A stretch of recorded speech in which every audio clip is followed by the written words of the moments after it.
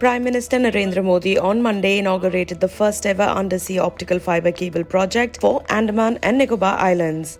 It will provide high-speed broadband connections in the Union Territory at powered services in the mainland. The Prime Minister had laid the foundation for a 2,312-kilometre Chennai-Andaman and Nicobar Islands connecting submarine optical fibre cable project on December 30, 2018. Chennai से port Blair से little Andaman और port Blair से स्वराज द्वीप तक अंडमान निकोबार के एक बड़े हिस्से में ये सेवा आज से शुरू हो चुकी है. Microsoft will reportedly feature two big technical challenges with acquiring TikTok's US operations from its Chinese owner ByteDance after US President Donald Trump issued an order to ban the short-form video app if there's no deal until September 15th. News agency Reuters cited a security expert as saying that TikTok still shares the same server code with sister company Douyin, which provides functionality such as data storage, as well as algorithms for moderating and recommending content for the app. Another challenge Microsoft faces is how it will transfer the algorithm that powers TikTok's For You page for the next video recommendation using content and user information. To ensure uninterrupted TikTok service, Microsoft would reportedly need to rely on ByteDance's code while it reviews and revises the code. According to WhatsApp Beta Info, Facebook-owned WhatsApp is working on letting users sync their chat history across multiple devices. Reports say the messaging service is testing the feature to work with 4 different devices at the same time.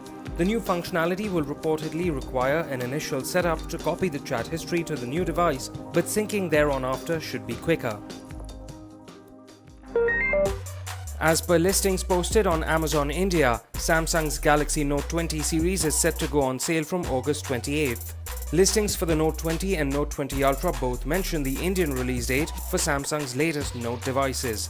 Both smartphones seem to feature only one variant and 2 color options, with the Note 20 listed at 77,999 rupees and the Note 20 Ultra at 1,04,999 rupees. The Note 20 series was launched on August 5th and features the Exynos 990 chip, triple camera setups and an S Pen stylus. OnePlus's highly anticipated mid-range smartphone, the OnePlus Nord, has received yet another software update in the form of Oxygen OS 10.5.4 that brings system, camera and cloud service improvements.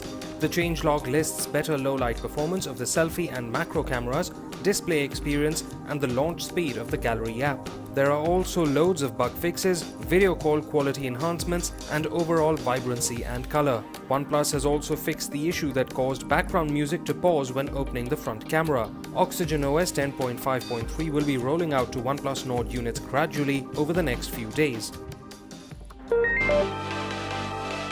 Asus Republic of Gamers has refreshed its Strix G15 and G17 gaming laptops with the latest 10th generation Intel Core i7-H series processors, along with the option of an NVIDIA GeForce RTX 2060 GPU.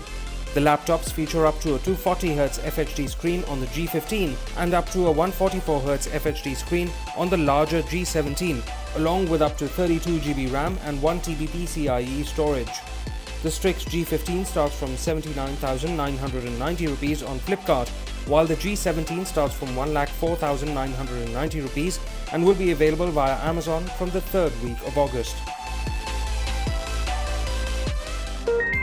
Vodafone is reportedly offering its customers a 1-year extended warranty on the Vivo X50 series smartphones. To recall, Chinese phone maker Vivo launched the Vivo X50 and its Pro variant last month in India with a 1-year warranty after purchase. But to avail an extra year of security, Vodafone users need to purchase the newly added 819 rupee prepaid plan within a month of making the purchase.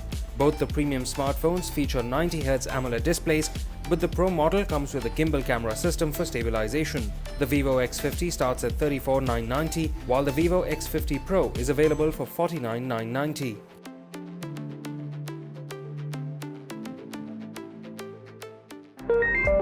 Xiaomi has confirmed that it will be launching the Redmi K30 Ultra and Mi 10 Ultra smartphones at its 10th anniversary celebrations on August 11th in China. The 7th member of the K30 series will reportedly be getting a huge display upgrade in the form of a 120Hz AMOLED screen. The upcoming smartphone is expected to retain the pop-up selfie camera design of the Pro and Zoom models and will come with MediaTek's new Dimensity 1000 Plus processor paired with up to 8GB of RAM.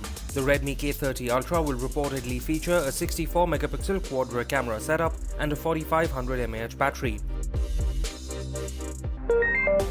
Microsoft is rumored to unveil its second, cheaper next-generation Xbox in August after a leaked document hinted at its arrival under the codename Lockhart.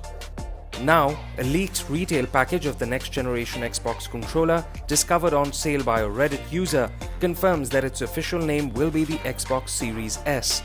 The packaging reportedly notes that the controller works on Xbox Series X, Series S, Xbox One, PC, Android and iOS devices.